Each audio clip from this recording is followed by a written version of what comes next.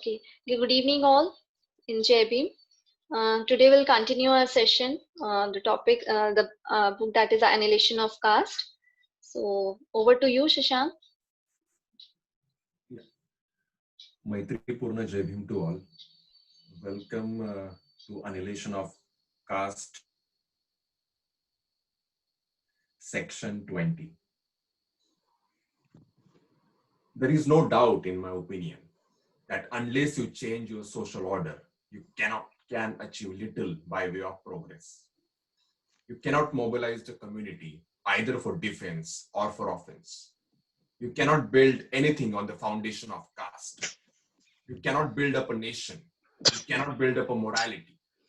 Anything that you build on the foundations of caste will crack and will never be a whole. The only question that remains to be considered is how to bring about the reform of the Hindu social order, how to abolish caste. This is a question of supreme importance.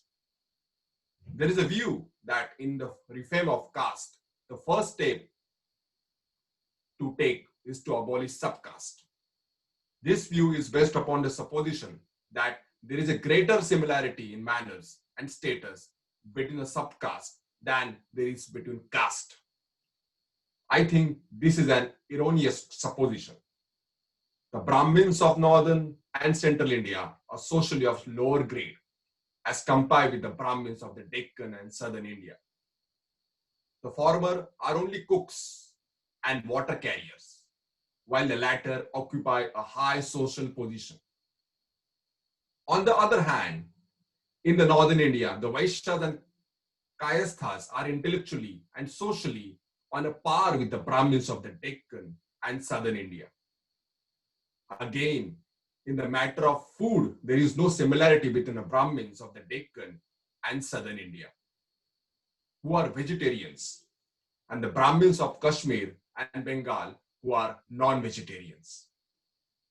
On the other hand, the Brahmins of the Deccan and southern India have more in common so far as food is concerned with such non-Brahmins as Gujaratis, Marwaris, Baniyas, and Jains.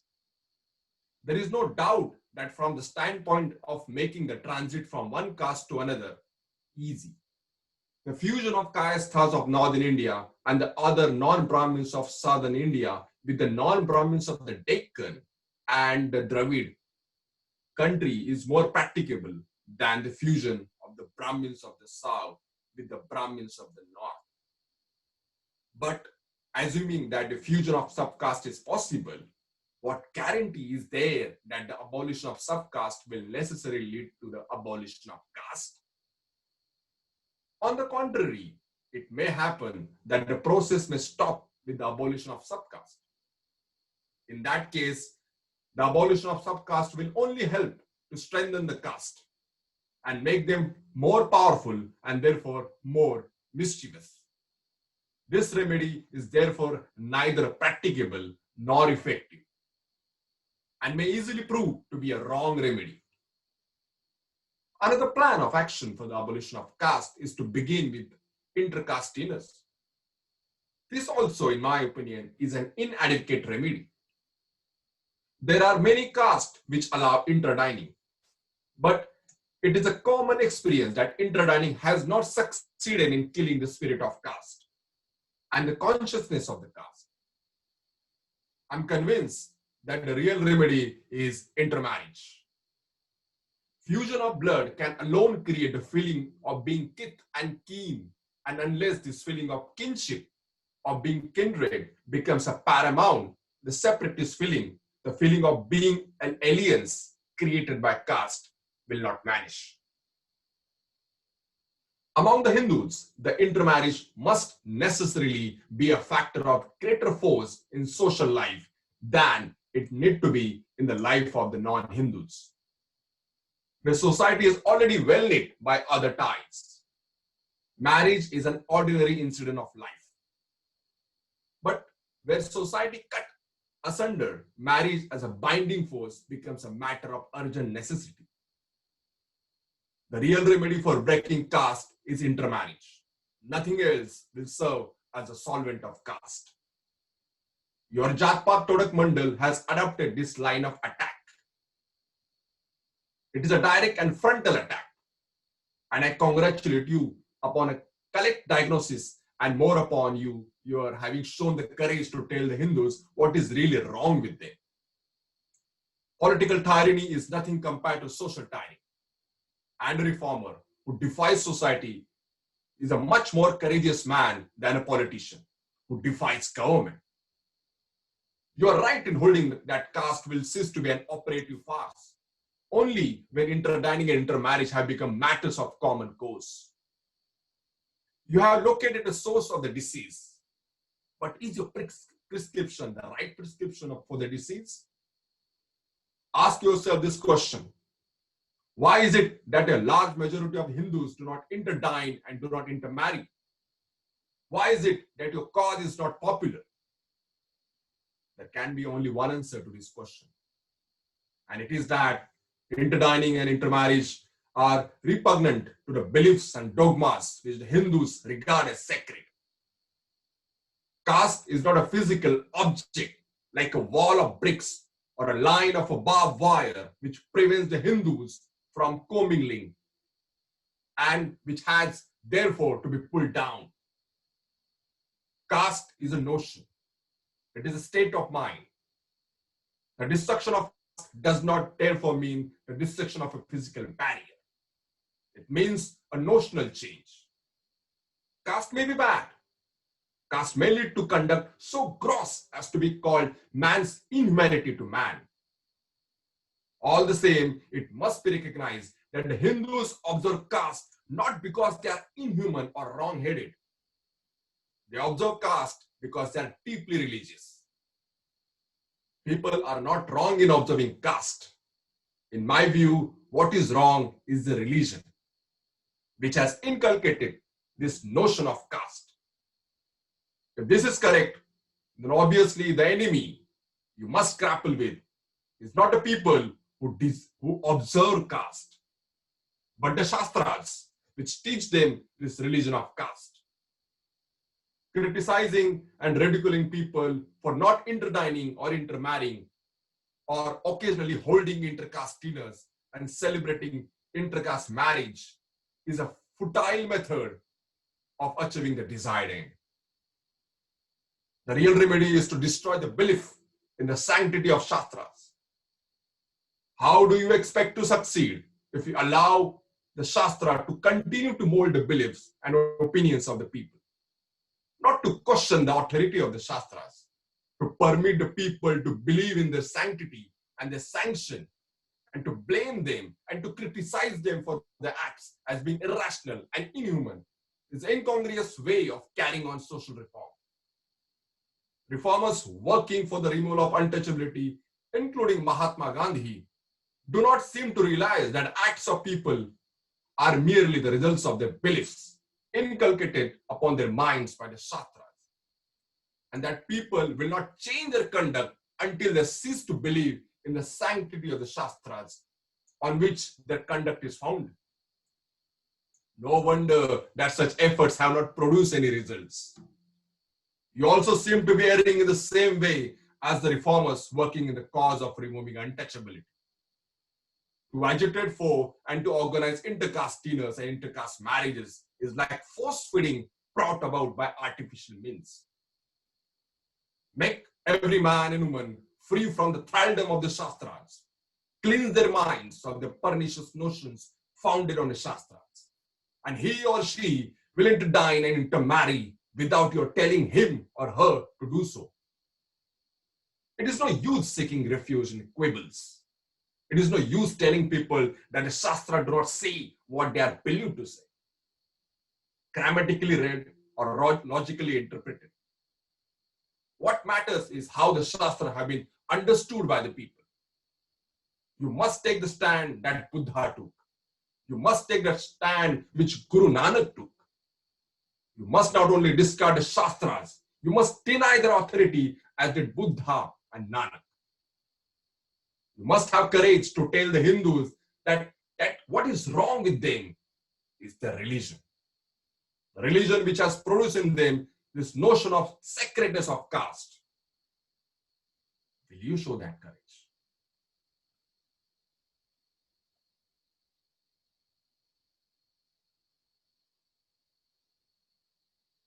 Anybody,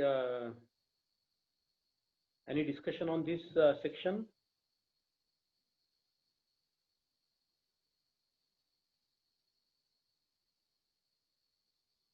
Any comments on this section? Because I think this section is about interdining and intermarriage, and Baba Saheb Ambedkar is saying that this interdining and intermarriage, they are just the manifestation of much deeper problem, because people believe that the castes are sacred, and the sacredness of the caste comes from belief in the Shastras. And here Baba Sahib is saying that people are not wrong. What is wrong is their belief. So anything, and then he's asking us at the end that, you know, we should take the stand that the Buddha and Nanak took, that they have denounced the authority of the Shastras. So I think, you know, this seems to be this section seems to be a very interesting section, and I think we should have some discussion. As far as I'll start with the Shastras. As far as the Hindu religion members are concerned, rather than losing the faith in Shastras, they are having more and more over the period. Their belief in the Shastras, I personally feel, has increased. Now they are very particular about you say that they are very authentic and they are sacrosanct. The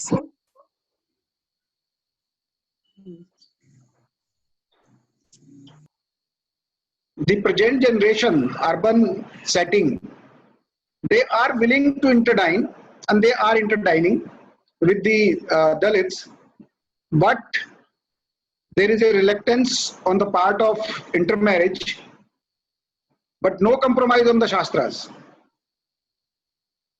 That's all. So what is the reason? Why they have strong belief in their Shastras?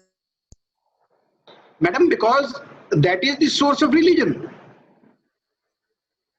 If, as we will go ahead in this session, we will slowly realize what Baba Sahib wants is, Baba Sahib wants the destruction of this religion. If they budge from Shastras today, tomorrow their religion will be in danger. Their prestige is based on their religious authority, and they will not let it go. Come what ever happens, they will not let that prestige or the hold over the resources. They will not let it go. Even the secular Brahmins, they'll come forward and stand along with you in all kind of reforms, maybe economic, legal, social, but they'll never join a religious reform, because that will always demand that this notion of caste to be destroyed. They'll never come forward. It is their identity. They will never lose the identity, because if they lose the identity, they are finished. Their authority finishes.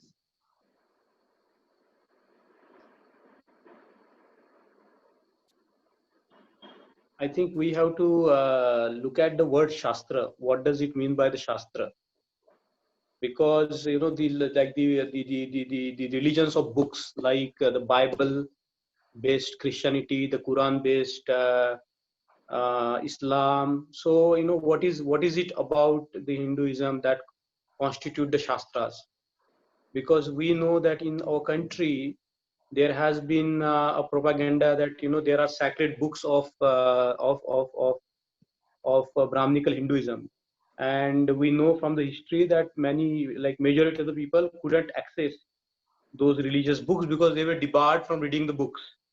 So, you know, I think, you know, the kind of Shastras that are being talked here, and various classifications that Baba Sahib Ambedkar has given about the Brahminical religious books like Vedas, Upanishads, Puranas, and then epics like Mahabharata, Ramayana, and the production of Upanishads continued up to the period of Akbar. Like there was Allah Upanishad and so on and so forth. So I think it's very important here to understand when Baba Saheb Ambedkar talks about Shastra. So if that was a time when Arya Samajist, this speech was given in the context of the offshoot of the Arya Samajist, where the Jatpat Tolak Mandal was formed, and we know that a lot of members of the Arya Samajist opposed Baba Saheb's speech in Lahore, and he couldn't deliver the speech. So we have to understand that the Shastra here means the way Dayanand Saraswati was propagating the Vedas, and he was saying that Vedas are infallible. We cannot question the authority of them. We cannot challenge the sacredness of the text. And I think this is very important, and that is one of the bone of contentions between the organizers and Baba Saheb Ambedkar as to whether Baba Saheb Ambedkar should use this word Vedas or Shastras. So I think when people are talking about some kind of the eternal truth that the Vedas have been, and we talk to people, a lot of people, and there is a propaganda that the Vedas hold a lot of truths. It has technology, it has whatnot, and that is what has been told to us with Vedic mathematics, Vedic this, Vedic that. So I think to my mind, the people in India, majority of them believe in something which they have even not read, isn't it? So for example, Shahu Maharaj, the women in his family were very fond of. They were dying to recite the Puranas. So what Rajarshi Shahu Maharaj did, he asked the people to recite it and also translate it in Marathi. And those were so much obscene passages when people could, when the women could hear those passages in Marathi, explained to them in Marathi, they were so dumbfounded, that it's so, the literature was so obscene, so bad. Just like, when we talk about the Shastras, like for example, we talk about Riga Vedas, a lot of it, as the Buddha said, is a foolish babble. There is no knowledge in it. So I think we have to understand that people believe in Shastras without examining them. Isn't it? So when Baba Saheb Ambedkar says that people believe in Shastras, that there is a belief that there are books, there is a revelation in the books which we cannot question. We have to take it as it is. So because the whatever is written in the book is sacred, because the caste system, the Varna system comes from the Purush Sukta in Veda, it is considered to be sacred, and then we know that all the Smritis and some of the Puranas, how they have tried to codify the caste system. So I think this is very important, that people believe in something without reading it. People believe in something without even examining it. Yes. So Baba Sahib says that the remedy is to destroy this belief in the sanctity of the Shastras. Yes. We should not allow them to have faith in their Shastras, and we must be able to convince them the pernicious effect of the Shastras. And there is this very important passage that I think we have to read again, that the caste is not a physical object like a wall of bricks or a line of barbed wire which prevents the Hindus from commingling and which has therefore to be pulled down. Caste is a notion, it is a state of mind. The destruction of caste does not therefore mean the destruction of physical barrier. So the physical barrier that we talk about, like interdining, intermarriages, they can break the physical barriers to some extent. But the notions of mind, so we can say that in the urban areas, people dying together, they even they sometimes marry, but we know that this notion of mind exists. Like when we talk about the discrimination, for example, the caste-based discrimination recently in America, in Cisco, where the so-called people from so-called the Brahmin caste tries to push down the people from the scheduled caste background, isn't it? So when you talk about the company like Cisco is a multinational big company, and I think similarly a lot of people, even the doctors working in the medical colleges, people working in the public sector, they do face this kind of the social I would say, social barriers. The mindsets have not changed, isn't it? So we talk about interdining, intermarriage. These are all just cosmetic, superficial things. But beneath that lies an attitude, lies a mindset, an idea, a notion that, you know, these people are lower, these people are higher. Yes. In the mindset, deep, it is deep inside their mindset, the notion of the caste. Every time, each and every moment, whenever they come in contact with other person, the notion of caste comes in their mind. You know, there was a study in Ahmedabad, for example, Ahmedabad, or even Bombay. If you know, they ask you the indirect question whether you are a meat eater, whether you know they would like to know your surnames, so on and so forth. So I know a few people from, you know, our communities who have not been given the flats on rents.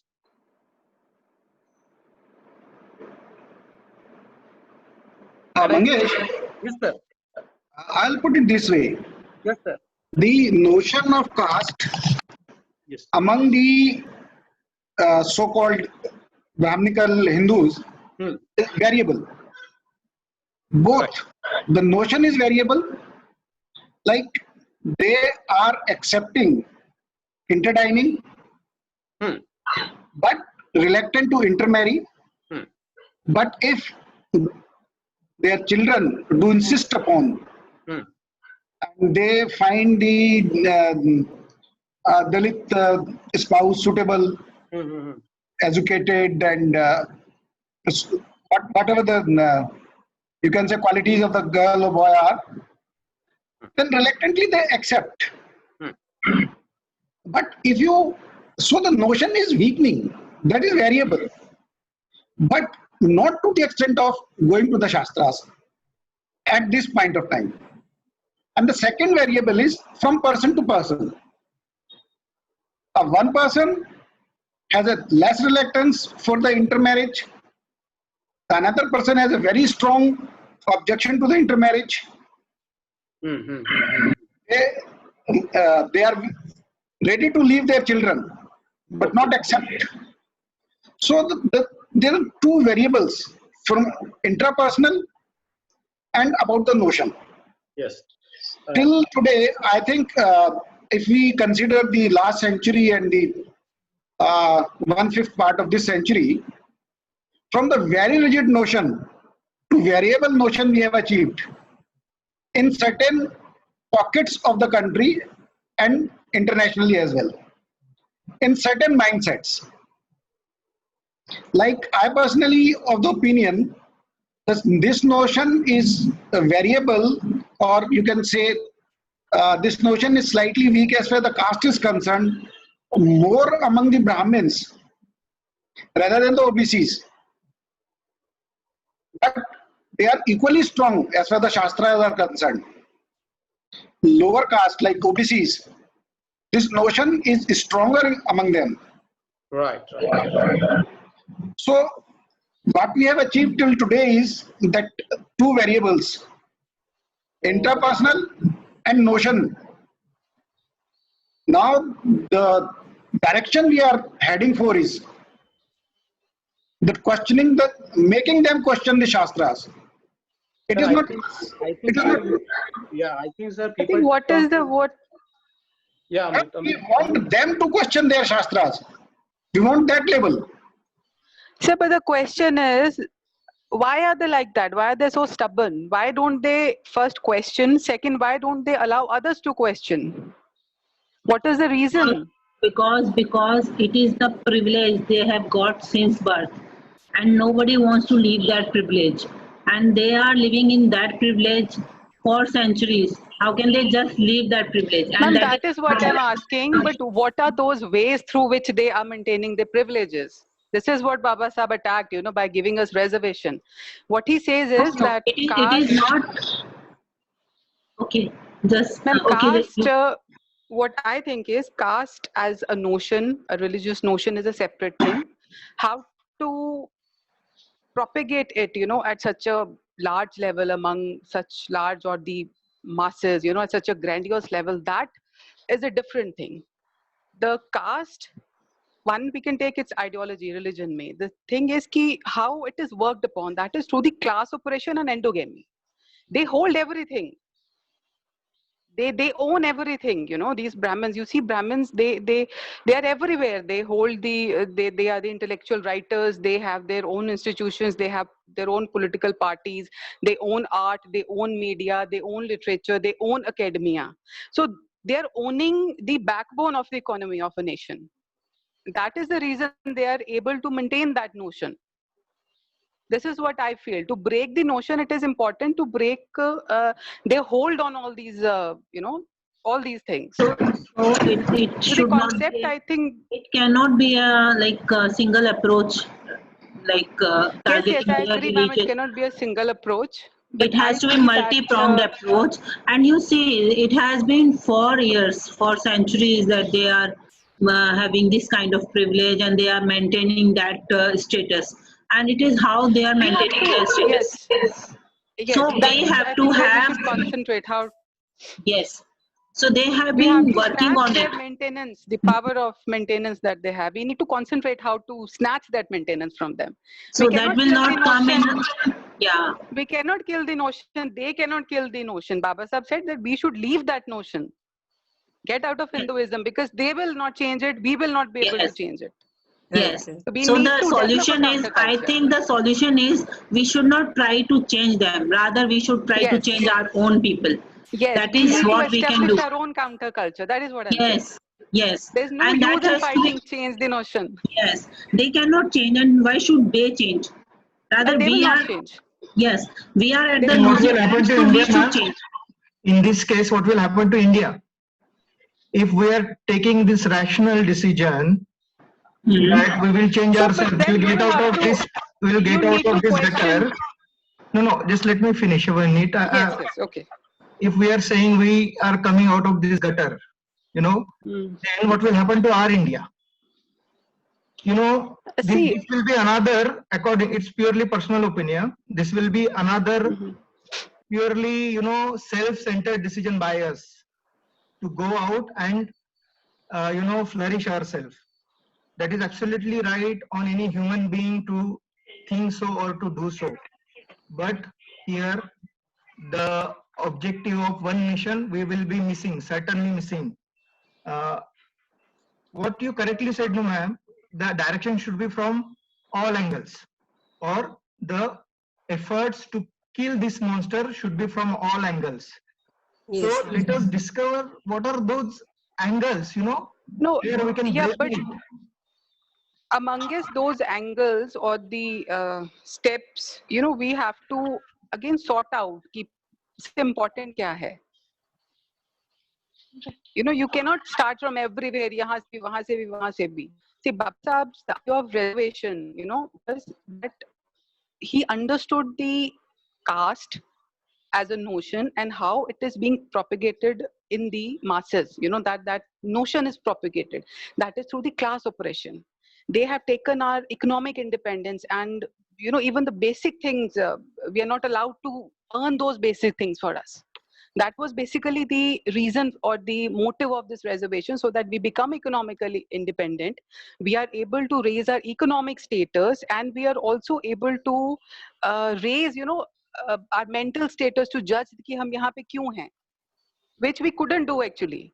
We have raised our economic status, पर हम mentally नहीं पहुँचे वहाँ. Dr. Kaur, I would like to add here, as you said that they have their own institutions, universities and all that. Yes. One of the reasons for owning them is, besides their perceived supremacy among themselves, is the economic front. Yes. That is one of the reasons. So, one of the ways or one target should be that we now are developing economically. And now it is the right time that we should start working on our own institutions. Because in future, sir, we will not have reservations in future. Our future in that case is a Amrit little ma'am. blood. Amrit ma'am, see, all this discussion is fine, Haan ji, you know, in the context of this paragraph. one of the things that we have to understand is what Baba Saheb Ambedkar is pushing for, not the cosmetic changes. He's pushing for the deeper changes where the things matter. So the Jat-Pat Tolak Mandal was, proponent of the interdining and intermarriage as the remedy to Todo Jat-Pat, because the name of the mandal was Jat-Pat Tolak Mandal, and the strategy was interdining and intermarriage. They couldn't do many. I think there is a number of, if we read it, there is a number of 30 or 40 intercaste marriages, or was this Jat-Pat Tolak Mandal did that time.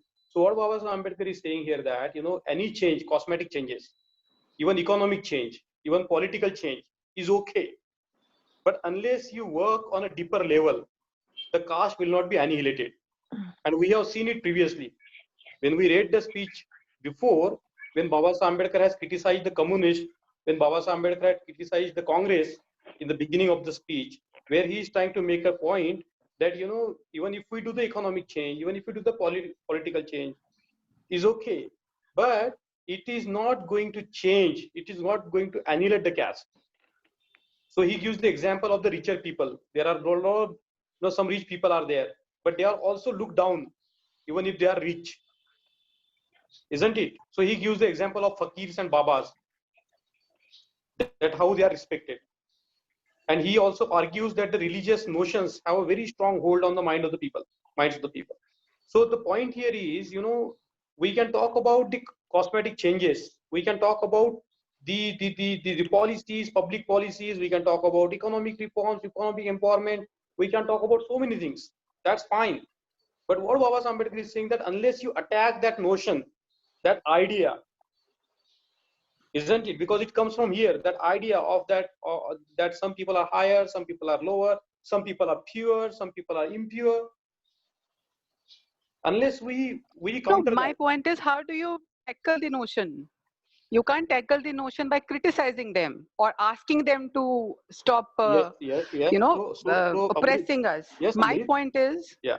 see, my point was that to counter this, we have to create our own culture, a counter culture. That is perfectly Certainly, fine. that social reform has to come first. That's perfectly fine. And Baba Saheb comes to that. He says that we have to change the attitudes.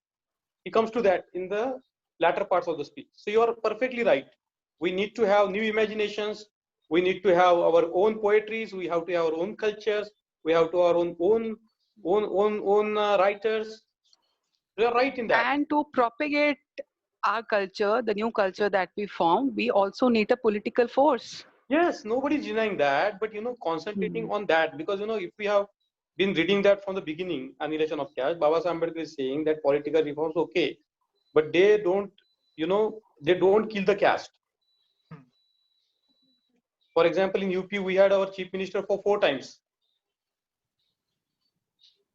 isn't it? But that hasn't changed the mindset of the people. If you look at the attitudes of the people about Behan Mayawati, even today, when she was one of the powerful persons on the earth, UP is one of the biggest areas in the world. She was the chief minister 4 times. She was the ablest administrator. What the kind of work that she did, nobody did. But if you look at how she is degraded down by the upper caste media, by the upper caste press, by the upper caste. But Mangesh, you have to accept one thing. Rajkumar Somva sir has raised the hand. Sir, would like to hear. Yeah. Thanks, Dr. Sonika. Naval sir also raised the hand for so long, but I think he's not here now. Yes. Sorry. Yes. Okay.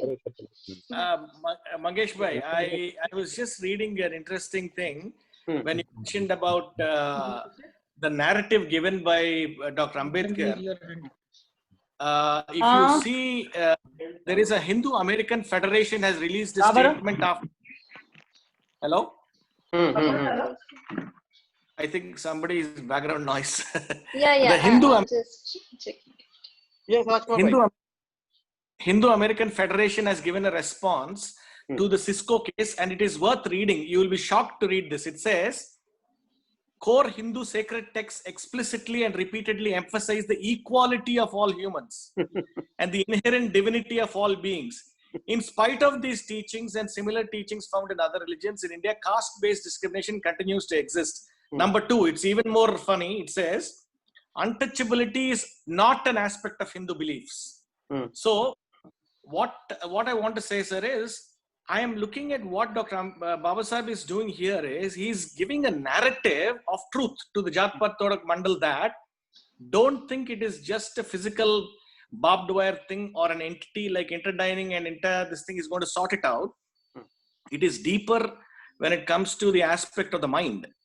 And it is good to keep giving that narrative very clearly to people, because people are going to change this narrative. What they're doing is the same dung is being covered by something else. And now in America, Hindu Americans are saying, who told you that untouchability was part of Hinduism? Who told you that that people are unequal in Hinduism? No. It's a discrimination that has no relevance to Hindu religion. Can you imagine how blatantly they're misinterpreting? And it is a Hindu American Federation with an Om symbol on it. What is vital, sir, what I feel is, it is important to keep, whether we give a solution to this thing by creating a counterculture or not, one thing definitely is crying foul, saying that this is it. Please don't try to give a different narrative to the truth. So I just wanted to point that out in the context of this, to say that we need to continue to keep mentioning this narrative in our own minds and to others, to say, don't con me by giving a different explanation for it.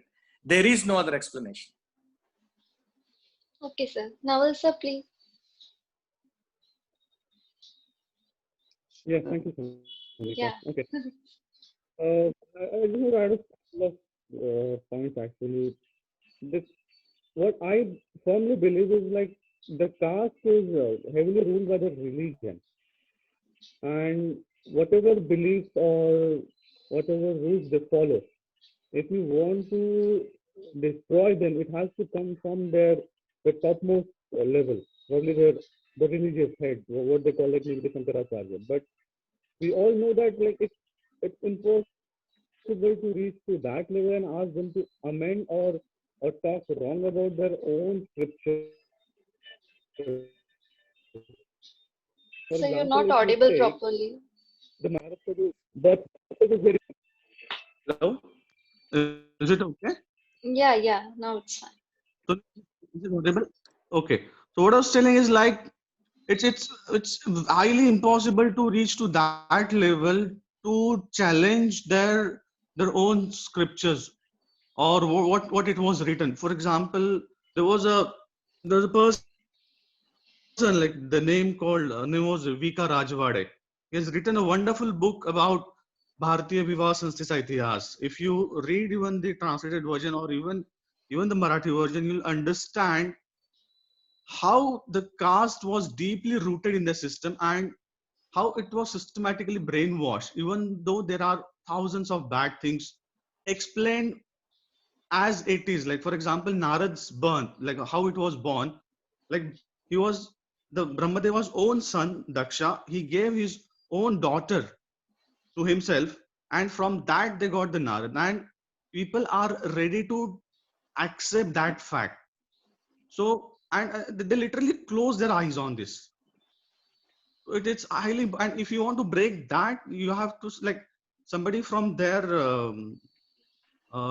system, like either Shankaracharya or their religious head, should come and talk about all this. But I think it will not be possible. And when it comes to the matter of caste or religion, OBCs or even the higher caste people, they close their eyes and accept whatever has been told to them.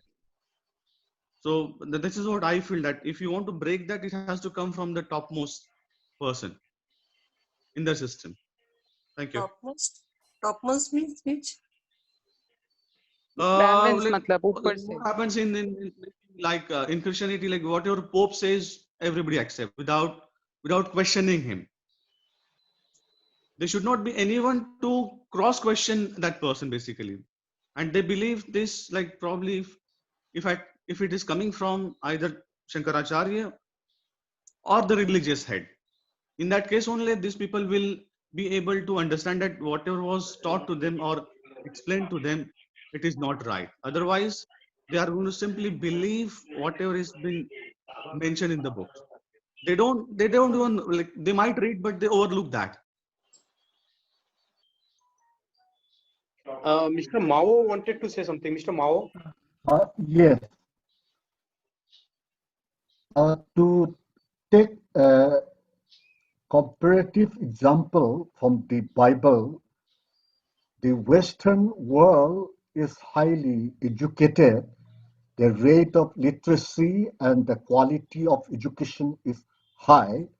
And as a result, the Westerners who are primarily Christians, they do not believe the Bible as literally true. They don't believe anymore during the medieval times or before the medieval time anymore. Today, the Western world is Christian only by name. Most of them are nominal Christian. Very few Orthodox people are there. So in the same way, I feel that if the quality of education improves, literally believing in the various Shastras as revealed truth from God, I think will disappear. And on the other, the Advait Vedanta also tells that basically we are one. That is, we are Brahman, one consciousness, which means I and thou, not only I and thou, but it should be ideally I and we. We are all essentially one. And if that is really taken to its logical conclusion, then there should not be any room for discrimination at all, because the concept of the other, the othering, does not arise at all. Therefore, one important idea is what Ambedkar and Buddha and other enlightened minds have told about attacking the very source of discrimination, that is the Shastras. And to attack the Shastras successfully, we have to have good quality education. And then apart from that, there are other collateral institutional mechanisms, which some of our colleagues have talked about. With that improvement, I feel someday the force of caste system will disappear. This is my conviction. Thank you. One more thing. Thank If you. you allow, beside that, on one hand, like Jat Path Todak Mandal and other organizations are suggesting that intercaste marriages and interdining will mitigate or diminish caste system, although it is not necessary and sufficient condition, as Baba Sahib also told. And giving up the Shastras is the main teaching. However, this is one hand. On the other hand, new terminology in recent past, say 10 years or 15 years has come, that is the honor killing. The other part, we are doing to diminish the caste system. However, the other part is trying very hard to sustain it. Even they are going for killing their own son, daughter, relatives. In this kind of honor killing, community people are less involved than your very much relative bride and grooms. So this is the small addition which needs little bit attention. Honor killing, basically. So over to you. Thank you. Yeah. Mangesh. Yes, Mangesh, can you hear me? yes, yes. Attacking the Shastra. Probably you must have heard about Mr. Dickey and this Chandrabhan Prasad. Yes. Chandrabhan Prasad happens to be our patient. Our family is their family physician. One day I was discussing with him, how can we attack their Shastras? And that's how they come up with the Dickey. He says the one position, if you give the job to a higher caste person, and then you attack the Shastras or talk to him about the relevance of ill-mentioned notions in their religious books, probably at this stage they will hear you. May not change, but with the time, the more and more economically we will grow and more jobs we will uh, give them, we will be in a better position to attack their Shastras. That is one hypothesis. I think that's a very good point, sir. Very good point. And I think the kind of discussion that we are having is very interesting. But I think we are already now 1 hour into our discussion. Pankaj, is it very urgent question? Okay. No. Then I think we should read further, because as we go on reading, a lot of questions will be answered, I guess. Yeah. So before continuing reading, I'm very happy to say that our president, Dr. Kuanandam sir, is also here with us today. And also, we would like to hear from our president. We would like to hear from our president, because he has been in the field, ground for a long time. Yeah. Sir, Kuanandam sir, please comment on this, sir.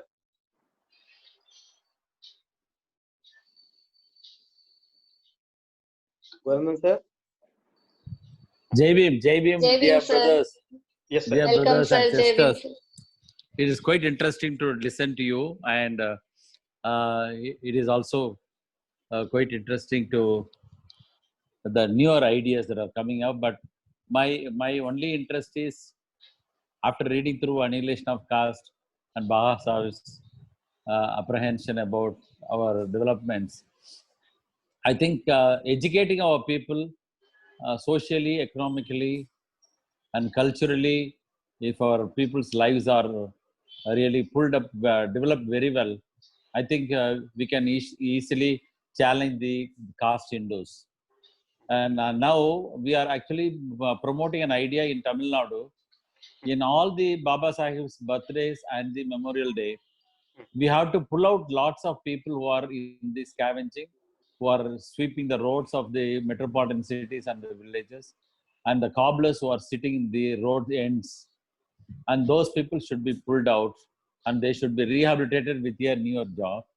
And educating the people, educating our people will be the only answer for all the discussions that are going on. We the doctors and some of the IAS officers and the professionals and the entrepreneurs, we are able to challenge the caste Hindus. The only problem is the challenges faced by the middle and the lower middle class people of our community is the big challenge before the caste Hindus. Our issues are about promotions. Our issues are related to our own equating ourselves with their own status. But the huge lot of people among our community who are the middle and the lower income group of people, who are large number, who are yet to reach their education level, is our issue. And I think we have to concentrate much on that. And I was also insisting on in IADF, why not our people promote the idea of calling our people to denounce the works like scavenging and sweeping and garbage clearance and removing the carcasses, working in the burial grounds, and also doing some cobbler job on the roads. All these things will definitely help us, because one point about the untouchability, the beginning of untouchability, is Baba Sahib also mentions about our involvement in these sort of activities also. So more we read, more we become educated. Educated means understanding the real principles of life, lifestyle, life education. I think we have to bring our people out of this wretched jobs, menial jobs, and we have to rehabilitate them. All the discussions I was really enjoying, but the only answer is educating our people and socially, economically developing our people is the only answer, which we have to really plan and do. This is my submission to the team which is listening, and I'm quite happy Mangesh is the leading teacher, and Sonika, our General Secretary, is also really coordinating this work. Something wonderful. And finally, we have to, after discussing all these things, we have to come to a definitive stage of planning strategies throughout the country and developing strategies for each state and implementing it will be the answer. Thank you. Thank you for listening to me. Thank you, Anna. Your guidance and your experience is so valuable to all of us. I know. And Thank you, also, sir. I request Mangesh to bring in people like Periyar, who was almost a wonderful disciple of Baba Sahib in Tamil Nadu. And he once said, E.V. Ramaswamy Periyar said, my mentor, my guru is Baba Sahib Ambedkar. My atheism I developed only from Baba Sahib Ambedkar, he said. Now the Tamil Nadu is reaching to certain levels, especially Dalit people's development. It is all because of Baba Sahib Ambedkar's thoughts, which are implemented through Periyar Ramaswamy. Yes, sir. Yes, sir. We'll go on reading all these people, sir. Now we have just begun. We will go on reading everybody, sir. Whoever we can. I really congratulate and wish every one of the partners, our brothers, their enthusiasm, their commitment to listen to these topics and also change themselves first. And you talked about the caste-induced practicing untouchability. We call it as intellectual untouchability. Intellectual, they treat us equal in the urban cities, but they use their intellectuality to discriminate us, which we call as intellectual untouchability. I think this is a word that we can also remember. Why to fight with those fellows? We will raise our people. We will raise our people educationally, socially, economically, and they will come behind us. Thank you. Thank you, sir. Thank you, sir. Thank you, So, sir. can we go ahead in reading this section? Yeah. Sir, Mihir sir has raised the hand. Sir, would you like to say something or shall we proceed? If we are running short of time, I can. Go on, Mihir. Go on, Mihir. It is okay. Hello. Yes, yeah, sir. Yes, sir. Please.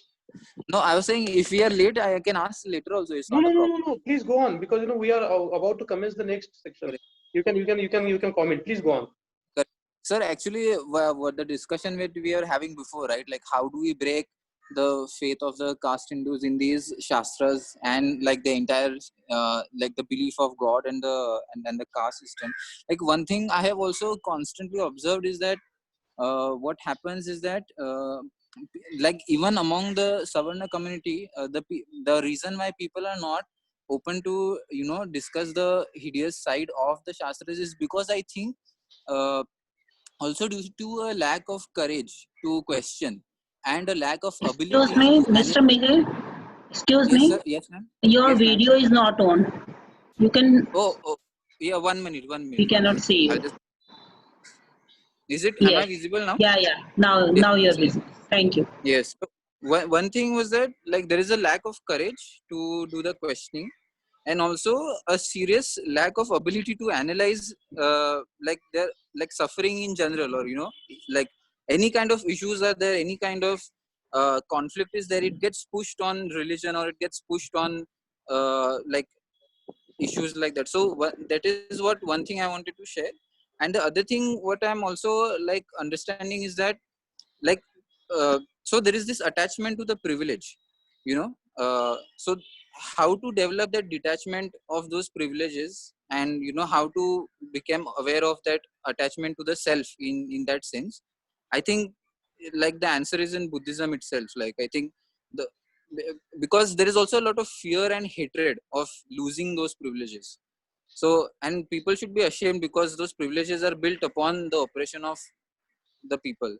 So I think I don't know, that is what I wanted to share, that lack of courage, lack of ability to analyze, and fear and hatred of losing the privilege. I think these are those some points that stop people from questioning or accepting the fact that Hinduism is not a religion. It is more of a disease. So that is one point I wanted to share.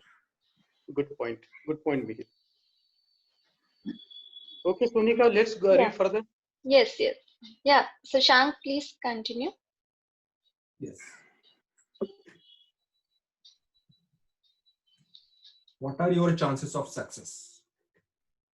Social reform fall into different species. there is a species of reform which does not relate to the religious notion of people, but is purely secular in character. There is also a species of reform which relates to the religious notions of people. Of such a species of reform, there are two varieties.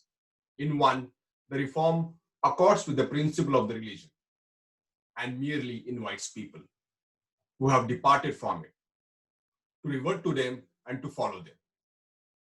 The second is a reform which not only touches the religious principles, but is diametrically opposed to those principles and invites people to depart from and discard their authority and to act contrary to those principles.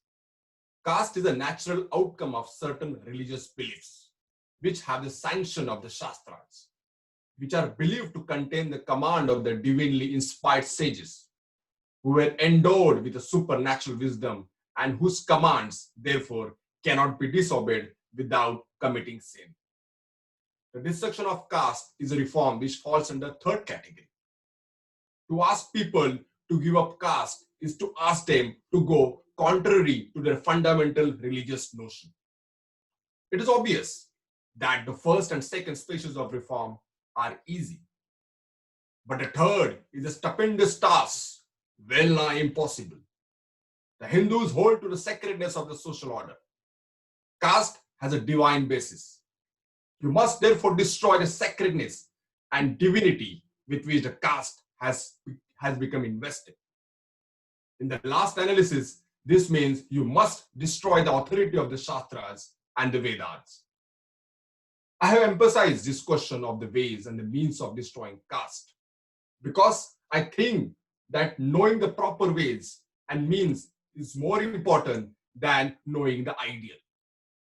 If you do not know the real ways and means, all your shots are sure to be misfires. If my analysis is correct, then your task is Herculean. You alone can say that whether you are capable of achieving it. Speaking for myself, I see the task to be well nigh impossible. Perhaps you would like to know why I think so. Out of the many reasons which have led me to take this view, I will mention some which I regard much important. One of these reasons is the attitude of hostility which the Brahmins have shown towards this question. The Brahmins form the vanguard of the movement for political reform and in some cases also of economic reform. But they are not to be found even as camp followers in the army raised to break down the barricades of caste. Is there any hope of the Brahmins ever taking up a lead in the future in this matter? I say no. You may ask why. You may argue that there is no reason why Brahmins should continue to shun social reform. You may argue that the Brahmins know that the bane of Hindu society is caste, and as an enlightened class could not be expected to be indifferent to its consequences. You may argue that there are secular Brahmins and priestly Brahmins, and if the latter do not take up the cudgels on the behalf of those who want to break caste, the former will. All this, of course, sounds very plausible. But in all this, it is forgotten that the breakup of the caste system is bound to affect adversely the Brahmin caste. Having regard to this, is it reasonable to expect that the Brahmins will ever consent to lead a movement, the ultimate result of which is to destroy the power and the prestige of the Brahmin caste? Is it reasonable to expect the secular Brahmins to take part in a movement directed against the priestly Brahmins? In my judgment, it is useless to make a distinction between secular Brahmins and the priestly Brahmins. Both are kith and kin. They are two arms of the same body, and one bound to fight for the existence of other. In this connection, I am reminded of some very pregnant remarks made by Professor Dicey in his English Constitution, speaking of the actual limitation of the legislative supremacy of Parliament. Dicey says, the actual exercise of authority by any sovereign whatever, and notably by Parliament, is bounded are controlled by two limitations. Of these, the one is an external and the other is an internal limitation. The external limit to the real power of sovereign consists in the possibility or certainty that his subjects or a large number of them will disobey or resist his laws. The internal limit to the exercise of sovereignty arises from the nature of the sovereign power itself. Even a despot exercises power in accordance with his character, which is itself molded by the circumstances under which he lives, including under that head the moral feelings of the time and society to which he belongs. The Sultan could not, if he would, change the religions of the Muhammadan world. But even if he could do so, it is in the very highest degree improbable that the head of the Muhammadanism should wish to overthrow the religion of the Muhammad. The internal check on the exercise of Sultan power is at least as strong as the external limitation. People sometimes ask the idle question, why the Pope does not introduce this or that reform? The true answer is that a revolutionist is not the kind of man who becomes a Pope. And that a man who becomes a Pope has no wish to be revolutionist. I think these remarks apply equally to the Brahmins of India. And one can say that with equal truth, that if a man who becomes a Pope has no wish to become a revolutionary, a man who is born a Brahmin has much less desire to become a revolutionary. Indeed, to expect a Brahmin to be a revolutionary in the matters of social reform is as idle as to expect a British Parliament, as was said by Leslie Stephen, to pass an act requiring all blue-eyed babies to be murdered. Some of you will say that it is a matter of small concern whether the Brahmins come forward to lead the movement against caste or whether they do not. To take this view is, in my judgment, to ignore the part played by intellectual class in the community. Whether you accept the theory of the great man as the maker of history or whether you do not, this much you will have to concede that in every country, the intellectual class is the most influential class, if not the governing class. Intellectual class is a class which can foresee. It is a class which can advise and give lead. In no country does the mass of the people live the life of intelligent thought and action. It is largely imitative and follows the intellectual class. There is no exaggeration in saying that entire destiny of a country depends upon its intellectual class. If the intellectual class is honest, independent, and disinterested, it can be trusted to take the initiative and give a proper lead when a crisis arises. It is true that the intellect by itself is no virtue. It is only a means, and the use of means depends upon the ends which an intellectual person pursues. An intellectual man can be a good man, but he can easily be a rogue. Similarly, an intellectual class may be a band of high-souled persons, ready to help, ready to emancipate erring humanity, or it may easily be a gang of crooks or a body of advocates of a narrow clique from which it draws its support. You may think it a pity that the intellectual class in India is simply another name for the Brahmin caste. You may regret that the two are one, that the existence of the intellectual class should be bound with one single caste, that this intellectual class should share the interests and aspirations of that Brahmin caste, which has regarded itself the custodian of the interest of that caste, rather than of the interest of the country. All this may be very regrettable, but the fact remains that the Brahmins form the intellectual class of the Hindus. It is not only an intellectual class, but it is a class which is held in great reverence by the rest of the Hindus. The Hindus are taught that the Brahmins are Bhudevas, gods on earth. Varnanam Brahmanam Guru. The Hindus are taught that the Brahmins alone can be their teachers.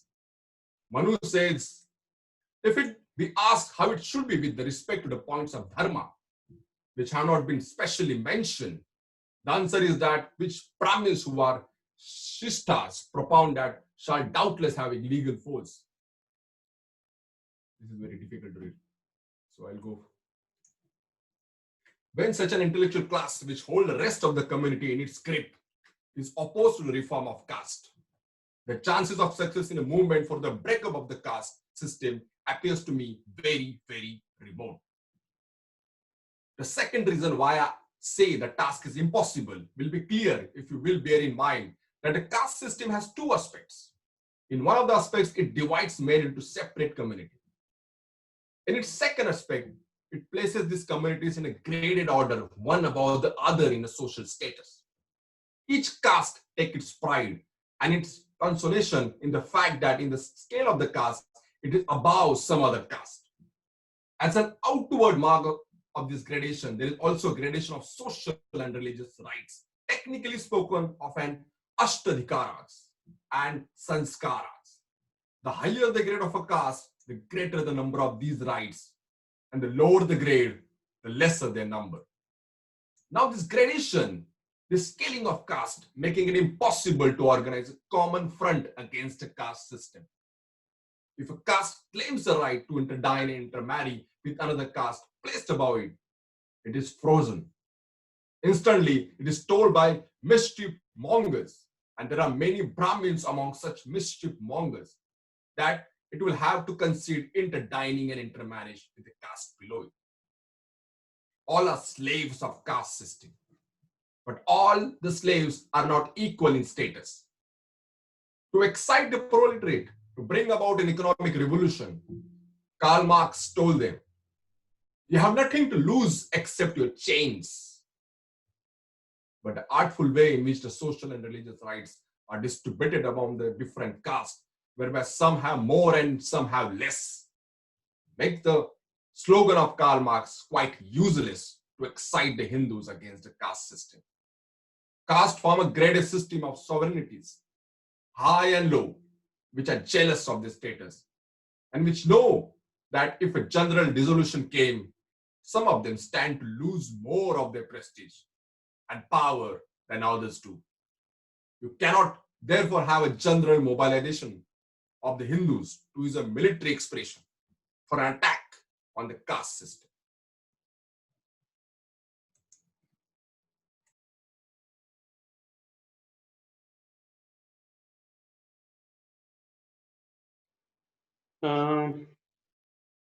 Very interesting passage that we have just read, I think, because this in a nutshell covers why the difficulties in annihilation of the caste that Baba Saheb Ambedkar has elaborated here, and he has almost said that the task of annihilation of caste is almost impossible. And this is a very profound sort of a statement coming from Baba Saheb Ambedkar, that it's next to impossible to annihilate the caste, and he has cited number of reasons. And one of the reasons is that religious reforms. There are two kinds of religious reforms. One is there is a chance within the religion to practice that, so that the evil side of the religion can be taken care of. But if the religion itself is going to be in danger by that reforms, then it is one of the most difficult sort of the reforms that we are seeking for. And I think this explains a lot of the questions that we have been discussing previously. And then the way he has gone on to explain the privileges of the Brahmins in terms of their power, and they as by default in India they are the intellectual class, dominating industries, dominating the now corporates, and so on and so forth. And that intellectual class is also regarded in awe by the other caste. So I think this is a wonderful, very important point that we have to bear in mind. And this last paragraph of this particular section is so important that we have to read it again and again. And there are beautiful insights that are there in this last paragraph. That the graded inequality. If we have to understand the system, caste system, we have to understand the graded inequality. There is a scale. There is always some caste lower to another caste. So people feel satisfied that there is somebody to trample down upon, even if we have to serve the so-called upper caste above them. So what happens is, in this particular graded inequality, it is very difficult to have this kind of a general mobilization. So here Baba Sahib Ambedkar taking a dig at Marx that we cannot bring all the Hindus together as a proletariat to fight against one common oppressor, because there is no one common oppressor. Even though oppressors are graded in the caste social order. So I think this is very interesting sort of the paragraph that we have to look into. And unless because there cannot be a general mobilization against the caste, anti-caste general mobilization, that the masses will come and fight for it. It cannot be annihilated. So there are difficulties like the governing class will never take the responsibility of annihilation of caste, because by default their privileges are included in it. The general mobilization is not possible because the people who are oppressed are also divided into small chunks, and they are not just divided on a horizontal line, they are divided vertically. So I think these are very fine points that Baba Sahib Ambedkar has said, and this is this is wonderful thing.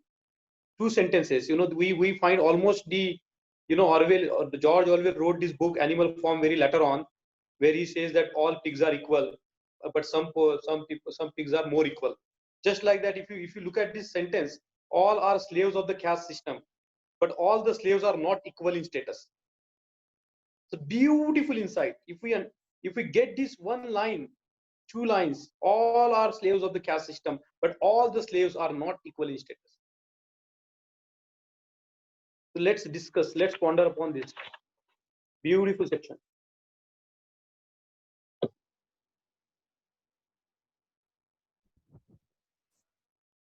Because it is a graded inequality. That already you said that people feel satisfied that someone is there down one step lower than theirs. So they are satisfied with that only. They don't think that they are slaves themselves.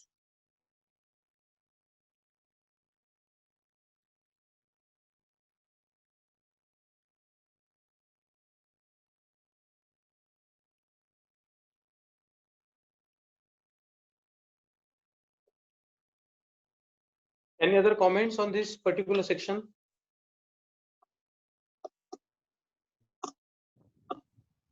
It's depressing, isn't it? It is depressing, but there is a silver line in that as well. If we take the contemporary example of Uttar Pradesh, How to do that, we need to probably have a deep thinking process on that. Noel, if you can bring your mic close to your mouth, then we will be able to listen you.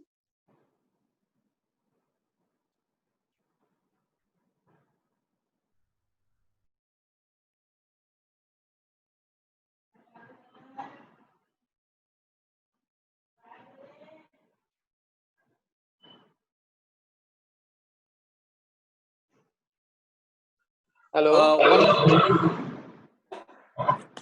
Mangesh bhai. Yeah. One other very potent statement that I'm reading again is that revolutionist is not the kind of a man who becomes a pope, if I can use that word as a religious leader. It's very interesting. He says a man who becomes a religious leader has no wish to be a revolutionist. It's a chicken and egg thing. So people on top will not want to change the nice status quo which gave them the very power, actually. It is like going on top of a mountain and shooting yourself in the foot. They don't do it. So to expect major leaders from the so-called upper caste to be able to do something revolutionary is impossible, because such people won't rise, and those who have risen will not do the revolution. So it's a very interesting and again a depressing notion. But then, Mangesh, yes sir. If we see the contemporary period and take the example of Uttar Pradesh politics, okay. What we are reading is that we cannot have the intellectual class which is dominated by the Brahmins to be the leader against the caste. And if we take the example of UP politics, one of the reasons Mayawati could become the chief minister 3 times is because the Brahmins voted for that party. So they stick to their religion. There was no doubt that they, not an iota of their belief in their religion moved. Still, Dalits, Brahmins, Muslims voted for her, and then only she could become the chief minister. So, what I want to say is that though Baba Sahib during that period might have perceived that we will not get the leadership, and the leader Chandra, who is the general secretary in the party of BSP, he's a Brahmin, and he is the person who is responsible for mobilizing the votes from the Brahmins to the BSP. Second thing, Baba Sahib said that Karl Marx's call is useless as far as the caste system is concerned. My comment is that even in the hierarchy of the caste, there are some castes which are at the dead bottom. Even they are not ready to listen to this quote. One of the reason may be fear, and one of the reason may be that they don't accept that they are at the bottom of the ladder. They have a belief that in that hierarchy, they are not at the bottom, they are in the middle. Yes. That belief of superiority, or the combination of fear and the belief of superiority, both are guiding them not to revolt and make a movement against caste system. True. Just one point I want to make. Yeah. You know, this graded inequality where one caste, considers themselves to be superior, and they consider the people who are lower in the social hierarchy to be inferior. This process, it was termed as salute above and kick below. This whole attitude of the upper caste people, they are saluting the people who are above them, unke साथ बना के रखो, and kick below. And when you move down, वो भी यही करते हैं, ऊपर के साथ बना के रखो, नीचे को kick below. Now this is a very interesting term, salute above and kick below. This was a term, it was used by I don't remember the name of that writer. She was a Black British woman writer. She wrote a book, Broken Voices, The Untouchable Women Speak Out, and she used this term there to mention this graded inequality. That Valerie Masson is the name of the writer. Yes, I think so. Please tell more, Amrit. I haven't read the whole book. This is all I remember. Yes, one another thing that I remember, there was a small quote in that book by Edward Lewis, that Indians, they don't cast their vote, they vote their caste. This is all I remember. I think we can elaborate it further, Mangesh. Beautifully put. Very beautifully put.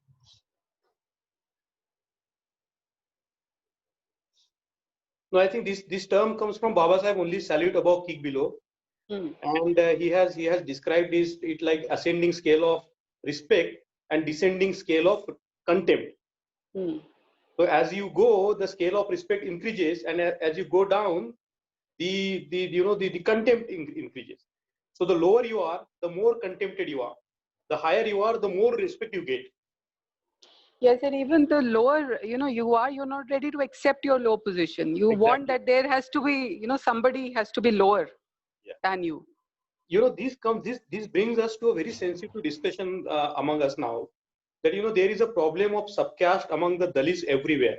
In Maharashtra, there are Mahars, Chamars, Mangs, Mehtar. In North, we have Chamars, Dhobis, and then among Sikh, Ramdasiya, Majhabis, so on and so forth. If you go south, Parar, Pariya, Palars, Mala, Madigas, so on and so forth. And even if we have such a strength, and we all are the victims of the same oppressions, we are all slaves but we think that, you know, we are more master to other slaves. So one of the questions that will come again and again in our movement is how to resolve this contradiction within the oppressed, that they do not want each other to really realize their rights. I think this is the contradiction that we have to really think about.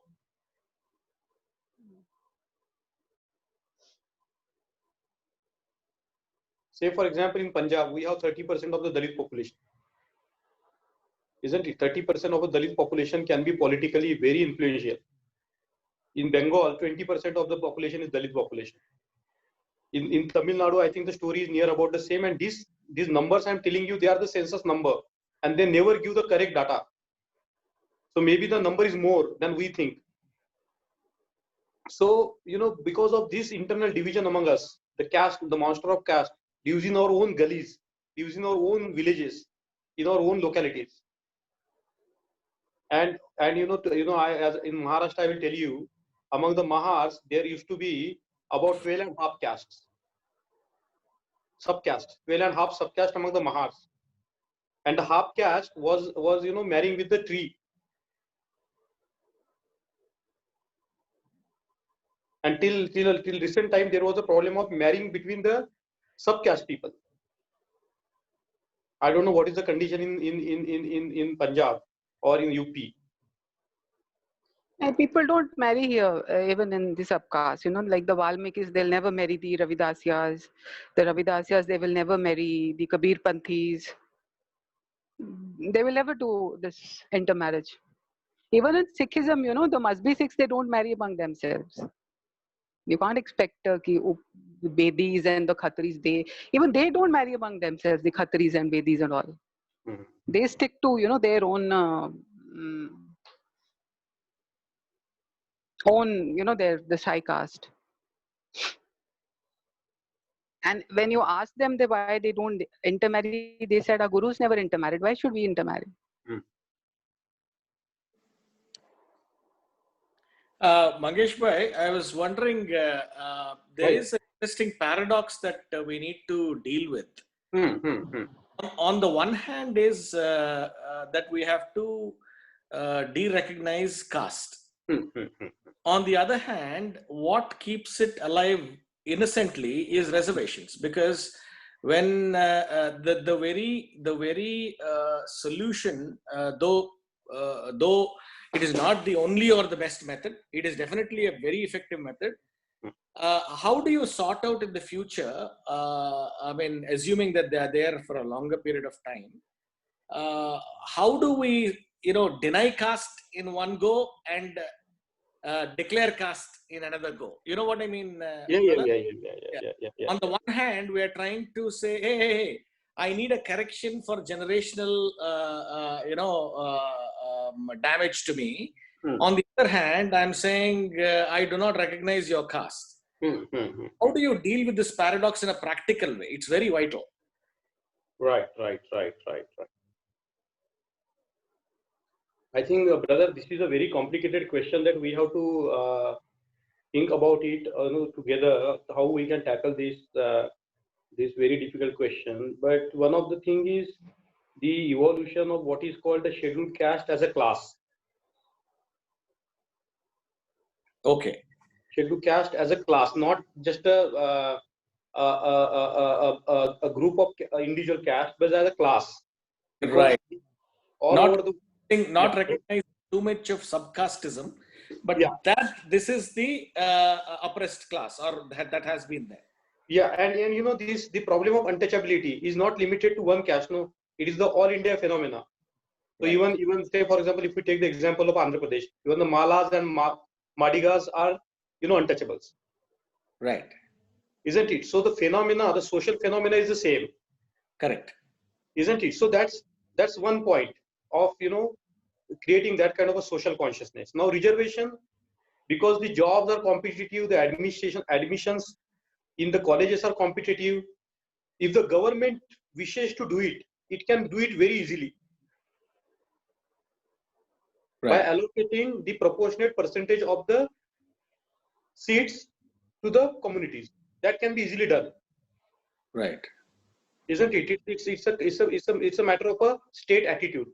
Suppose if somebody among us sits there, they will ensure that even the small caste is represented. Right. Isn't it? Certain formulas can be worked out. It's not. Mangesh, Yes. I slightly disagree with you here. Yeah.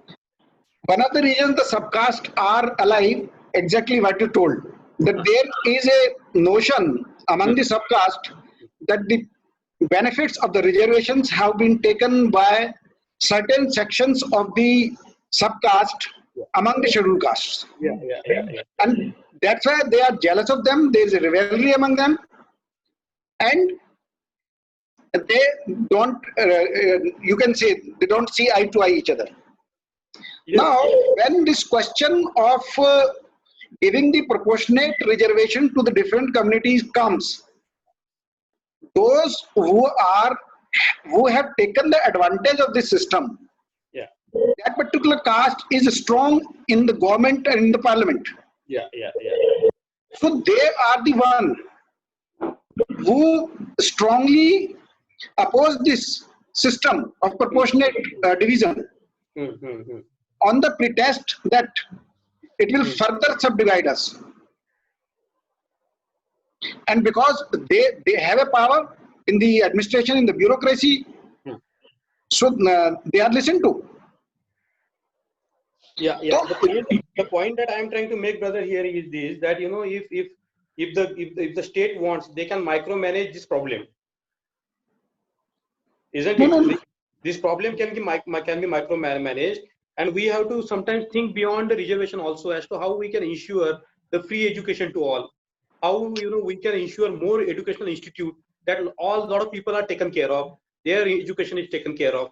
So sometimes when we reduce the problem to only reservation policy, then we cannot. We have to broaden the scope for the discussion, the scope for the strategy. Isn't it? Because the media only talks about reservation because it's in the benefits of those in the power. So you see about whenever it is about discussion about the caste, it's always about the reservation. Nobody talks about the atrocities. Nobody talks about the illiteracy. Nobody talks about the poverty. It's only about reservation.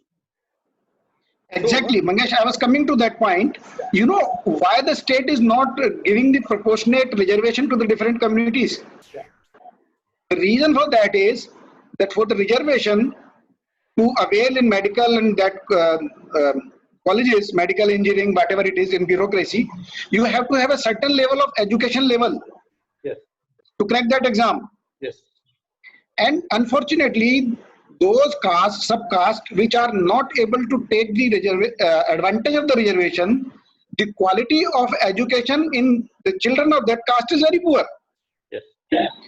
And if those seats will be unfilled, then this whole infrastructure of education system will come on the front. Very true. Very true. Very good point. And that will expose the bureaucracy and state, which they never want. So for them, the easy solution is let it be like this. I'll tell you, in Delhi, you have to have certain amount of percentage in the competitive exam to be eligible for the seat in the scheduled caste category. Say it's 40%. If you don't manage to get 40% qualifying numbers in the competitive exam, even if the seats are remaining, they will be unfilled. They will remain vacant. Right. The below 40% person will not be considered for the this thing. Right. Admission. What will happen if they do that proportionate reservation? Then the 50% of the seats will remain vacant. Yes. That's why I can say it. That's why, Dr. Saab, we are saying that we have to have the host of policies, not just one policy. But the concentration is always on the reservation policy because it creates a kind of a jealousy among the minds of the people, and it's so beneficial to the people. Sometimes I say jokingly that if there was no reservation policy in this country, it would have been better because people would have had this hope of that's how we are taken care of or interest. How many people benefit from the reservation? So I think what we need to do, brother, is we have to think about different policies.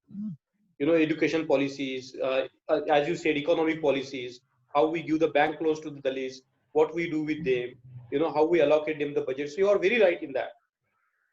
You are very right in that. I absolutely agree with you, Mangesh. Had there been no reservation, probably there have been much more unrest, and the infrastructure of health, education would have been probably much better.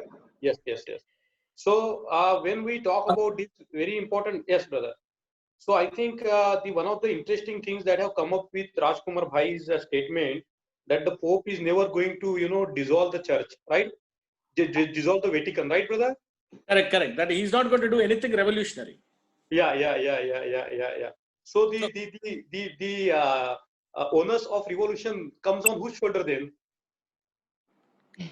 It has to be someone who is sacrificial enough to go into the system selflessly, like what Dr. Ambedkar did. In fact, he could have happily settled as a professor in Columbia University and have made global impact, actually. Yeah.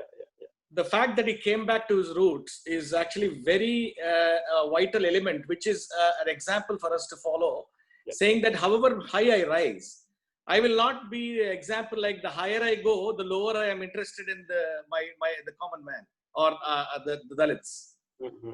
Mangesh Bhai, one thought which Dr. Alka also was doing on the chat about the reservation, I just wanted to defend myself why I brought this topic also is, the lumpiness in, say, blacks as affirmative action in America, there is no subcategory of blacks. No, there is no. New Orleans black versus Florida black. They could all be different in their, in economic situations. But it eases the scenario quite a bit.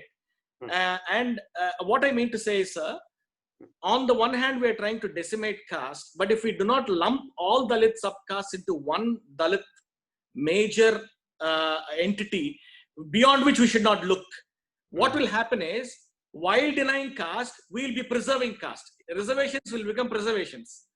So there should be reservation, but within a lump called Dalit caste.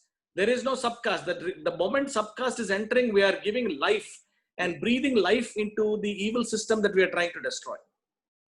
Yes, brother. And I think that is where Amrut was getting when she was talking about the cultural revolution, because there is, we have a shared history of being oppressed, but we do not have the shared history of, the kind of a social cultural history.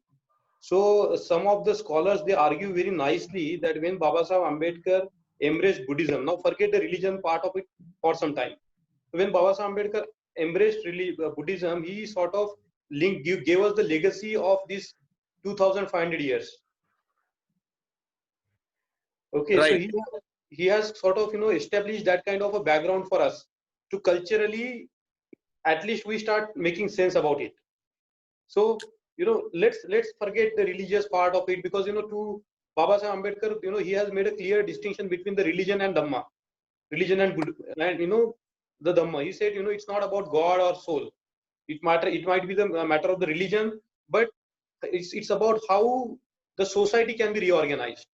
And I think he was not reinterpreting Buddhism. They are already there in the teachings of the Buddha. So I think this historical dimension that Babasaheb Ambedkar has given us by embracing Buddhism is very important for us to have this kind of breaking the barriers between us. Very important for us to break the barriers. Right, brother. In terms of forming that sense of community, that we belong. We have not only the shared history of being oppressed, because untouchability came into being in 300-400 AD. Right. The concept of untouchability came into being 300-400 AD, and one will be astonished to know that Babasaheb Ambedkar has given the date, which now coincides with whatever how the endogamy, the strict endogamy started in India. So the word auspicious or untouchable is very later on. So what I'm trying to get it at is, who were we? What was our social religious background? Because definitely we were not Hindus. That is a propaganda by the Brahmins that Dalits were. We were never Hindus. Very true. Never Hindus. So Babasaheb Ambedkar in early 20s says that the cornerstone of my politics is that we are not Hindus. In 20s he says. Very true. Isn't it? And he Very says that, and that's clearly proved by the census, 1931 census, or even 1921 census, 1911 census. There was a question here.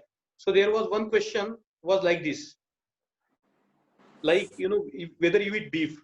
So the Dalits invariably ticked yes. Then there was another question, whether you take mantras from the Brahmins. The Dalit clicked no, we never take mantras from the Brahmins. Yeah. So it's in the census data that has proved that the Dalits were never Hindus. Never. Right. So who are we? Mangesh, Yes, sir. I would like to bring one point here. Yes. We all are talking for last 2 hours, uniting ourselves, break the subcaste barriers, and become a force to reckon with and fight this battle against inequality. You know what we are doing? We are creeping in, we are bringing in another classes among ourselves rather than uniting. So we are getting ourselves divided. We are not here, we are reading the book. Right now we are reading the book, sir. So, yeah. Right now we are not discussing any strategies of social emancipation. We are reading the book, trying to understand from different point of views how we make sense of it. And what Baba Sahib thoughts were in this. Yes, sir. So, we can have a strategy discussion someday. Maybe, we arrange a few, intellectuals who are like you, who are into the field, are doing so much. We bring them together and we think about the strategies. Sir, regarding what someone mentioned, I think Brother Mao was telling about the other. It is very important actually that the subcaste is not just alive. I mean, the subcaste is not just alive in the upper caste, so-called. It is actually the demon is very alive in us, in people who are in the outer castes. The reason being, we want to somehow differentiate ourselves from somebody else.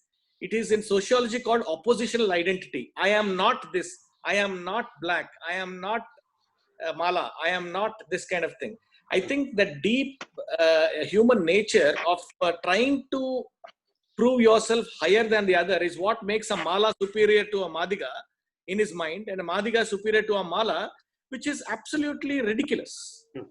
It is filthy, actually, because both are sitting in the same boat, getting kicked from the top, and then both are fighting over whether you are a dirty guy or I am a dirty guy, which is so ridiculous. That's But how do we make them realize? I think, ma'am, that is what I was wanting to say is lumping how up. Can we collaborate ourselves? Matlab, how can we how can we stop distinguishing amongst ourselves?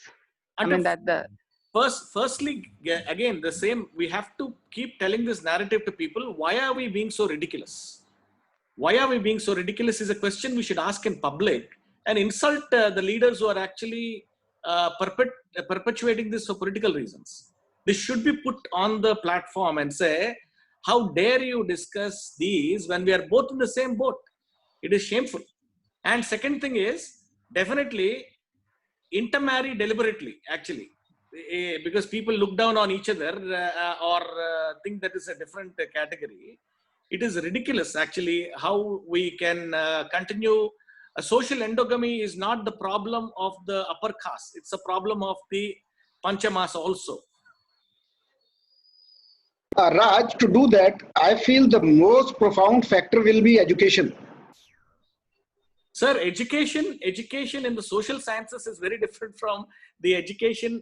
We don't have a liberal education which benefits us from the classics or gives us good sociology exposure. I mean, look at you and me, sir. We went into medicine at 17 and came out with medicine after 10 years. How much of sociology was ever known to us in any sense as an education?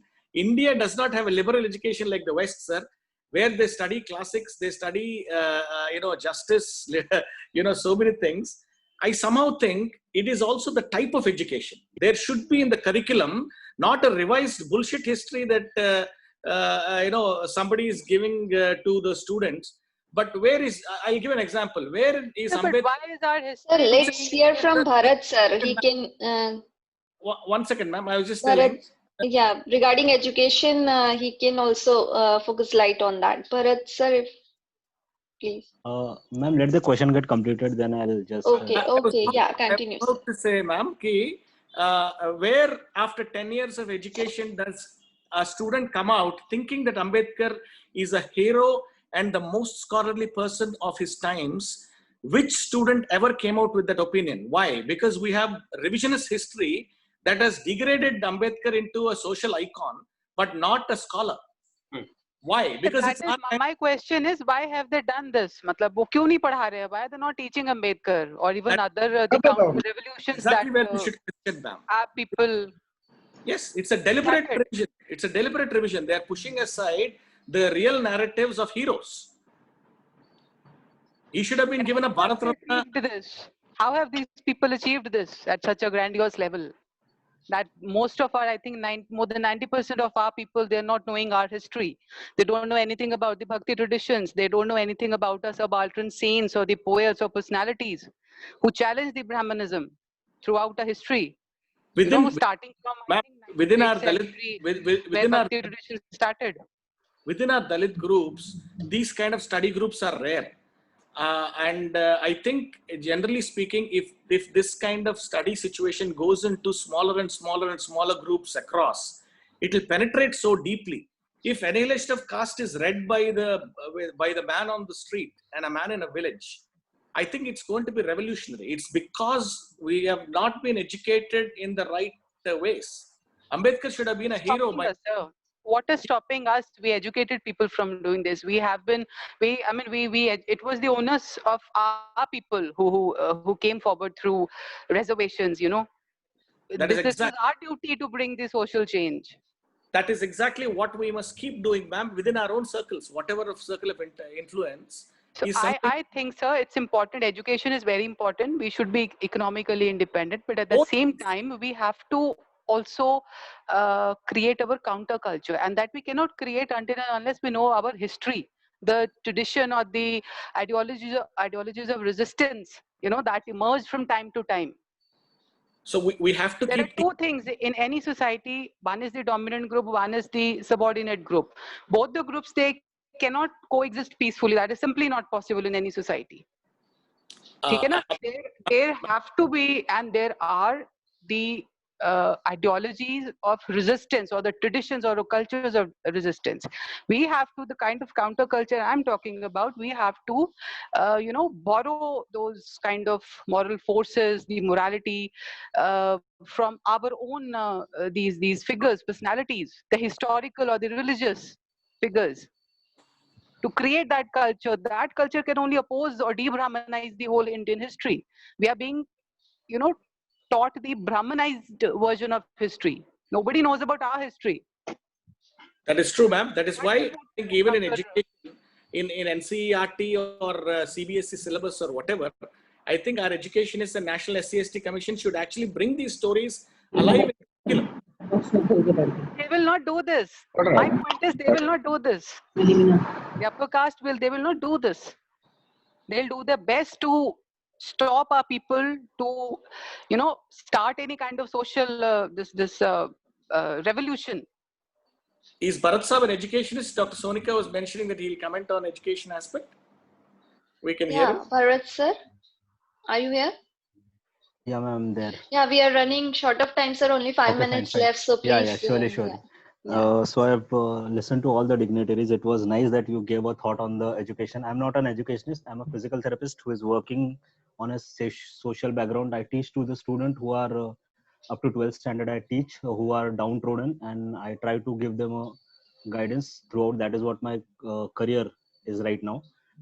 Now, first thing, the question is that why we are not actually giving them a proper impact. The first, my vision is that if they are not giving us the authenticity of the Indian history with the proper care, we are the one who have to approach to the student and give them the proper authenticity of the Indian history. This is the first point. Secondly, if RSS can teach their students right from the early age that what are the problems with the Indian Constitution, then we as an intellectual should think. I'll tell you, some of my students visited the RSS Shakha, okay, and what they teach is that they teach them what are the drawbacks of the Indian Constitution. You believe me or not, but this is a fact. Okay, fine. They teach the child in the early age. They train their mind in early age. What are the drawbacks of the Indian Constitution? So if they are motivating so young minds in the early ages that these are the drawbacks of the Indian Constitution, this is going to create a negative impact on the Indian Constitution. And the person who has written the Indian Constitution is one name only throughout what is going to come in, and that is Dr. Babasaheb Ambedkar.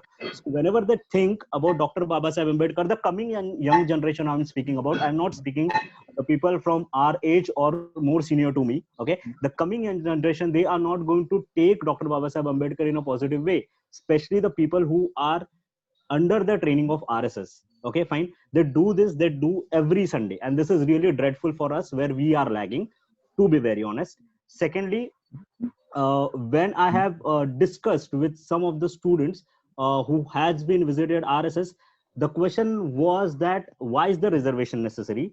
Secondly, what are the basis of the reservation? And the third very important question, when Dr. Babasaheb had told that reservation was only for 10 years, why is it up to the 73rd years after independence? So now I have put on this question in the group also. If any intellectual we should know what type of reservation has been given in that speech and up to number of years that has been decided. Of course, there was a social, political, economic, and I think, I remember this. So there should be a clarity given to the children. And my personal agenda is that we should train our student at the early age, early as possible, maybe around 5 standard, maybe around 5 standard. We should start giving them the preachings and the thoughts what the Indian Constitution says. Maybe we have to teach them in the school level itself that let us assume if 10 articles a year for a student, that could be a good initiative for early minds to refresh. Something like this we have to come up. If they can do it, we have to anyways do it for getting out some activities. Maybe a smaller basis we can start on, and we can give a positive impact to the students of the society, and hopefully we could change the thinking pattern of not only our society student, but also the second broader aspect, students who are not from our society. And this is very serious topic, because as I've already told, it is not about the present which matters, it is more about the future. That is what is going to come more hard and more dangerous towards us. Thank you, ma'am, for giving me time for this. Thank you so much, Bharat. I think it's why don't we discuss Indian Constitution? I mean, why don't we read it after we finish Babasaheb's book? Yeah, sure, ma'am. We will discuss on it. So now it's almost 8 o'clock. So I think we should conclude it now. If no more query, any more discussion is there? I would like to add something, Sarika. Yes. It's quite interesting, and it is the first time I am joining this. Yeah. Yes. I even Ilan Govind sir is there. I'm seeing. Good evening, sir. Jai Ilan Govind sir. And I know when I was doing medicine in 74, 75, we started a group like this. We called it as Ambedkarian Thought Forum. And all the doctors gathered together. We discussed about Babasaheb, annihilation of caste, everything. And from that day, the number of Dalit students getting through the exams were quite high in Stanley. Many of the students have joined this gold medal exams also. It went on very well. In the discussions, I would like to just finish with a few words.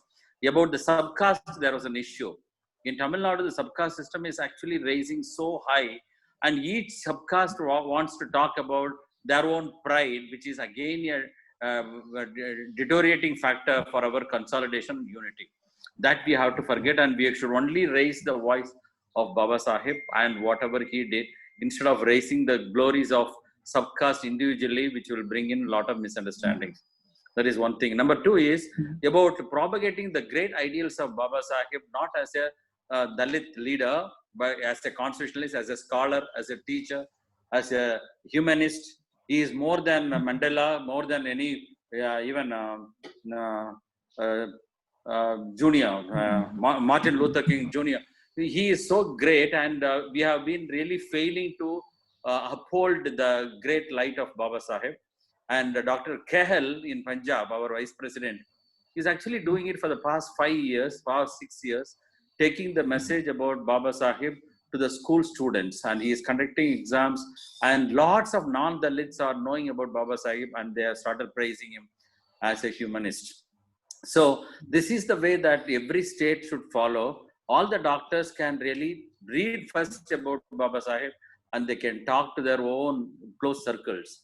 And like Kehal, if all these doctors in each state is going to work on propagating the ideology of Baba Saheb, his broader ideology beyond Dalits development, I think that is the way that we really uphold our great father and our leader, Baba Saheb. This is what I want to say. And Sonika can actually explain about Kehal's work in detail in the next meeting. Yeah, sure, sir. Best wishes and nice to hear everything. Thank you. Thank you. Thank you so much, sir. I think with this we can conclude it. Now, it was a wonderful discussion, and every time we feel that the discussion should go on and on. But the time is short, and 9 o'clock we have another webinar. So thank you so much, all of you, for joining, and special thanks and welcome to our new members, especially Gungnathan sir, Ilan Goban sir has joined, and few members I can see they have joined for the first time. So thank you for joining us today. And thank you. It was a nice session. Thank you. Thank you, ma'am. And Shashank is with us, who will give the details of this meeting. So thank you, Shashank, and thank you all of you. Jai Bhim. Jai Bhim. Yes, thank you all. Thank you.